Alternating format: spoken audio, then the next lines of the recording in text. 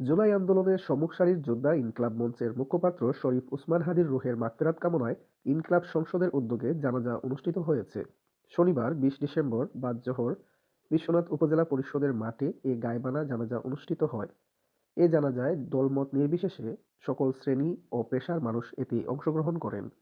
এ সময় উপস্থিত ছিলেন বিশ্বনাথ উপজেলা বিএনপির ভারপ্রাপ্ত সভাপতি গৌস আলী, ইনকিলাব সংসদের সভাপতি মোহাম্মদ মুছন আলী, সেক্রেটারি আমজাদ আলী হোসেন, যুগ্ম সম্পাদক মোহাম্মদ আজাদ আলী, দফতর সম্পাদক সাংবাদিক কবি এসপি শেবু, প্রচার সম্পাদক মোহাম্মদ জিল্লুর রহমান, পৌর জামায়াতের অ্যাসিস্ট্যান্ট সেক্রেটারি আবু সাঈদ, যুবদল নেতা সাইদুর রহমান রাজু, ব্যাংকার আজমল হোসেন শাহরিয়ার প্রমুখ।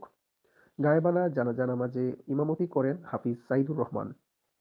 এছাড়াও শরীফ উসমান হাদির এই গায়েবানা জানাজার নামাজে ব্যবসায়ী, রাজনৈতিক ব্যক্তিবর্গ, সুশীল সমাজসহ সর্বস্তরের ছাত্র জনতা ব্যক্তিবর্গ উপস্থিত ছিলেন।